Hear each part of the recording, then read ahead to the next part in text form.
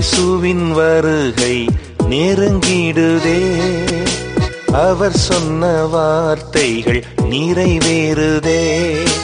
இயேசுவின் வருகை நெருங்கிடுதே, அவர் சொன்ன வார்த்தைகள் நிறைவேறுதே. ஆயத்தமா ஆயத்தமா, இயேசுவை சந்திக்க ஆயத்தமா ஆயத்தமா ஆயத்தமா, இயேசுவை சந்திக்க ஆயத்தமா. ஆண்டவராய் இயேசு நாமம் ஏற்படுவதாக. கடைசி கால சீயோன் ஊழியங்கள் மூலமாக சீயோன் மலை நிகழ்ச்சிகளிலே உங்களை சந்திப்பதிலே மகிழ்ச்சி அடைகிறேன். வெளிப்படுத்தின விசேஷம் 3ஆம் அதிகாரம் 8ஆம் வசனம். இதோ திறந்த வாசலை உனக்கு முன்பாக வைத்திருக்கிறேன், ஒருவனும் அதை பூட்ட மாட்டான். ஆண்டவர் இந்த கால வேளையிலே நமக்கு கொடுக்கிற ஒரு வாக்கு தத்துவம், நான் திறந்த வாசலை உனக்கு முன்பாக வைத்திருக்கிறேன். ஆண்டவர் திறந்தால் யாரும் பூட்ட முடியாது, ஆண்டவர் பூட்டினால் யாரும் திறக்க முடியாது. 104ஆம் சங்கீதம் 28ஆம் வசனத்திலே சங்கீதக்காரன் சொல்வார், உமது கையை திறக்க நன்மையால் திருப்தி ஆகும். ஆண்டவர் தம்முடைய கரத்தை திறப்பாரானால் அவர் கரத்தில் ஏராளமான நன்மைகள் இருக்கிறது. எல்லா ஐஸ்வர்யங்களும் அவருடைய கரத்தில் தான் இருக்கிறது. நம்ம எங்கெல்லாமோ ஓடுகிறோம், யாரையெல்லாமோ தட்டி கொண்டிருக்கிறோம், பார்த்து கொண்டிருக்கிறோம். ஆனால் அவருடைய கரத்தை அவர் திறப்பாரானால் அவருடைய கரத்திலே எல்லா ஆசீர்வாதங்களும் அள்ளி தருவார். அவருடைய கரத்தை நாம் நோக்கி பார்க்க வேண்டும்.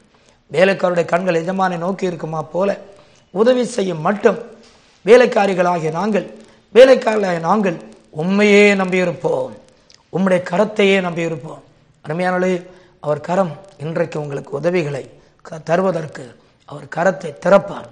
ஆண்டவரே, என் கரத்தின் கிரியைகளுக்கு கட்டளையிடுங்கள் என்று சொன்னீரே, உம்முடைய கரத்தை திறப்பீராக என்று நீ ஜெபித்து பாருங்கள், அவர் கரத்தை திறப்பார்.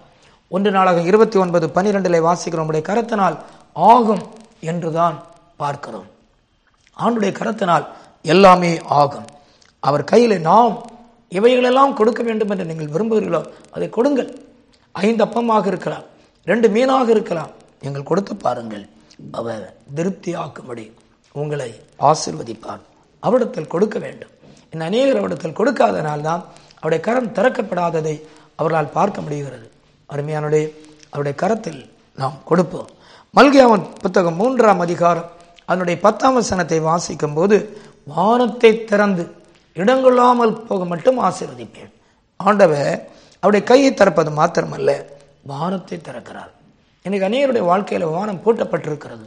ஏன் எங்கள் வாழ்க்கையில் ஒரு நன்மை வரவில்லை, ஏன் ஒரு ஆசீர்வாதம் வரவில்லை என்று நாம் ஏங்குவது உண்டு, கலங்குவது உண்டு. ஆனால் நாம் இன்றைக்கு பணத்தினால் வர வேண்டிய ஆசீர்வாதங்கள் தடைப்பட்டிருக்குமானால் நாம் கொடுக்க வேண்டிய பகுதிகளை சிந்தித்து பார்க்க வேண்டும். நீங்கள் அதே மல்கியா 3:8 ஜனங்களாகி நீங்கள் சபிக்கப்பட்டவர்கள். ஏன் சபிக்கப்பட்டவர்கள்? ஆண்டவர் கொடுக்க வேண்டிய காரியத்தை நீ கொடுக்காமல் இருப்பதனால் தான் என்று குறிப்பிடுவார். நாம் கொடுக்கும்போது ஆண்டவர் வானத்தை திறப்பார். பணத்தில் உள்ள சாபம் நீங்க வேண்டுமானால் பணத்தை, காணிக்கைகள், தசமபாகங்களிலே உண்மையாக இருக்க வேண்டும். உணவு சாபம் நீங்க வேண்டுமானால், என்ன சாப்பிட்டாலும் நோய் பாதிப்பு இருக்குமானால் ஏழைகளுக்கும் பரிசுத்தவான்களுக்கும் உணவுகளை பரிமாறுவது நல்ல காரியம். வியாதிகள் அடிக்கடி வந்து பலவீனப்பட்டு நம்மை பாதிக்கப்படுவது உண்மையானால், அந்த சரீரத்திலே வருகிற பாதிப்புகள் நீங்க வேண்டுமானால் நம்முடைய சரீரத்தை பரிசுத்தமாய் பாதுகாக்க வேண்டும். அவசியமில்லாமல் அழகுபடுத்துவது, அவசியமில்லாமல் சரீரத்திலே ஆண்டவர் பிரியப்படாத காரியங்களை அனுமதிப்பதை நீங்கள் வெறுக்க வேண்டும். அப்பொழுது ஆண்டவர் நம்முடைய சரீரத்திலே தேவையில்லாத நோய்களை கூட நீக்க அவரால் முடியும். அருமையானவர்களே, இன்றைக்கு ஒரு வானத்தை திறக்க விரும்புகிறார். உங்களுக்காக ஒரு வானம் திறக்கப்படும். நீங்கள் தேவனுடைய காரியத்தில் இன்று முதல் உண்மையாயிருங்கள். இன்றைக்கு உங்களுக்கு வானத்தை திறந்து ஆண்டவர் ஆசீர்வதிப்பார். 3ஆவதாக நியாயாதிபதிகள் புத்தகம் 15ஆம் அதிகாரம் 19ஆம் வசனத்திலே அங்கே சிம்சோனுக்காக பள்ளத்தாக்கு திறந்து அவன் பிழைக்கும்படிக்கு நீரூற்றுகள் சுரந்து வந்ததாக நாம் வாசிக்கிறோம். அருமையானே, ஒரு தேவனுடைய மனிதன், ஒரு நியாயாதிபதி, அவன் கழுதையின் தாடை எலும்பை எடுத்து 1000 பேரை அவன் கொன்று போட்டான். ஆனால் இப்பொழுது அவன் சாக போகிறான். அவனுக்கு சாவு வரும் என்று அவனுக்கு தெரிகிறது. யுத்தம் பண்ணின அவனுக்கு தண்ணீர் தாகம் வந்துவிட்டது. ஆனால் இந்த நிலையில் ஆண்டவர் நோக்கி அவன் கூப்பிடுகிறான், ஆண்டவரே என்று அவன் ஜெபிக்க ஆரம்பிக்கிறான். அருமையானவளே, சிம்சோனுடைய வாழ்க்கையிலே அங்கே ஒரு பள்ளத்தாக்கு திறந்ததனாலே அந்த தண்ணீரை அள்ளி குடிக்கிறான். அவன் அங்கே ஆசீர்வதிக்கப்பட்டான். அருமையானவளே, இன்றைக்கு நீயும் செத்துப்போவாயோ என்று நினைக்கிறீர்களா? நீங்களும் ஏதோ ஒன்று நடக்கும் என்று உங்கள் வீட்டை குறித்து கலங்குகிறீர்களா? சிம்சோன் செய்த காரியம் 14ஆம் வசனத்திலே சத்துரு எழும்பும் போது ஆவியில் நிரம்பினான். நமக்கு விரோதமாக எதிரிகள் எழும்புவார்கள், ஆனால் ஆவியில் நிரம்புகிற ஒரு அனுபவம் நமக்கு உடையவளாக இருக்க வேண்டும். பரிசுத்த ஆவியிலே நிரம்பி அந்நிய பாஷையில துதிக்கும் போது அங்கே ஆண்டவர் பள்ளத்தாக்கை திறப்பார். நீ ஒரு நியாயாதிபதி, நீ தேவனுடைய பிள்ளை, மடிய வேண்டிய தேவனுடைய பிள்ளை அல்ல, அழிய வேண்டிய தேவனுடைய பிள்ளை அல்ல, எழும்பி செயல்பட வேண்டிய தேவனுடைய பிள்ளை என்று ஆண்டவர் சொல்லுவார். 15ஆம் வசனத்தை கழுதையின் தாடை எழும்பி எடுத்தான். ஆமரிமையால ஒரு நாளிலே இந்த கழுதை இருவழி சந்தியில கட்டப்பட்டிருக்கலாம். இதை மீட்க, தலையீட்டை மீட்க ஒரு ஆட்டுக்குட்டி அதற்கு கொடுக்காமல் இருந்திருக்கலாம். எனவே இதனுடைய கழுத்து முறித்து கொல்லப்பட்டிருக்கலாம். ஆனால் இதனுடைய தாடை எலும்பை தான் சிம்சோன் எடுத்தான். இன்றைக்கு கொல்லப்பட வேண்டிய மீட்கப்பட வேண்டிய பகுதிகள், மீட்பின் கிரயங்கள் செலுத்தாமல் இருக்குமானால் இயேசு கிறிஸ்து பலியாடாக உனக்கு தொங்குகிறார் என்பதை அறிந்து சிலுவை நிழலுக்குள்ளாக, ஆண்டவரே நீர் எனக்காக நின்று கொண்டிருக்கிறேன், சிலுவையிலே பாடுபட்டிருக்க நம்புவீர்களானால் உன்னை மீட்டு எடுப்பார். அது பிசாசு கிரியாக இருக்கலாம், அது வியாதியாக இருக்கலாம், சாத்தானுடைய கிரியாக இருக்கலாம். அந்த கழுதையினுடைய தாடை எலும்புதான் அவன் எடுத்து அவன் எதிரியை மேற்கொண்டான். இன்றைக்கு மீட்பின் கிரயம் செலுத்தின இயேசுவின் வல்லமை உணர்வீர்களானால் அற்புதமான காரியங்கள், அது மரண படுக்கைகள், வியாதி படுக்கைகள், சாத்தானுடைய கிரியைகள், குடும்பங்கள் இருக்கிற பிளவுகள், பிள்ளைகளுடைய பாதிப்புகள், திருமண தடைகள் எல்லாம் நீங்கும். அவன் முடிவாக அவன் விசுவாச ஜெபம் செய்தான். 18ஆம் வசனத்திலே, ஆண்டவரே இவ்வளவு பெரிய மீட்பை கொடுத்திருக்கிறேன், ஆனால் இந்த விருத்த சேதனம் இல்லாத மக்கள் கையில் நான் மடிய வேண்டுமோ என்றுதான் ஜெபித்தான். ஆண்டவரே நீங்களும் ஆண்டவரை பார்த்து சொல்லுங்கள், ஆண்டவரே இவ்வளவு பெரிய சாட்சியாக என்னை வைத்து எல்லாரும் ஆச்சரியப்பட்டார்கள், இந்த பிரஜாதிகள் மத்தியிலே நான் கைவிடப்படுவேனோ என்று அறிந்து இப்பொழுது ஆண்டவருக்கு ஜெபித்து பாருங்கள். கர்த்தர் ஆவியாக எழும்புவார். உண்மையாகவே இதுவரை செய்யாத ஒரு கிரியை ஆண்டவர் செய்து அங்கே தண்ணீரை காண செய்வார். இங்கே பள்ளத்தாக்கு பிளந்தது போல உங்கள் வாழ்க்கையிலும் ஒரு அற்புதமான காரியத்தை ஆண்டவர் செய்வார். 4ஆவதாக 1 கொரிந்தியர் 16ஆம் அதிகாரம் அவருடைய 9ஆம் வசனத்தை நாம் வாசிக்கும் போது அங்கே சொல்லப்பட்டிருக்கின்றது, அனுகூலமான வாசல்கள் எனக்கு திறக்கப்பட்டிருக்கிறது என்று பவுல் சொல்லுவார். அருமையானே, ஊழியத்தில் வாசல்கள் திறந்தது உண்மைதான். ஆனால் அப்போஸ்தலனாகிய பவுலுக்கு இங்கே ஆண்டவர் நல்ல வாசல்களை திறக்கிறதை பார்க்கிறோம்.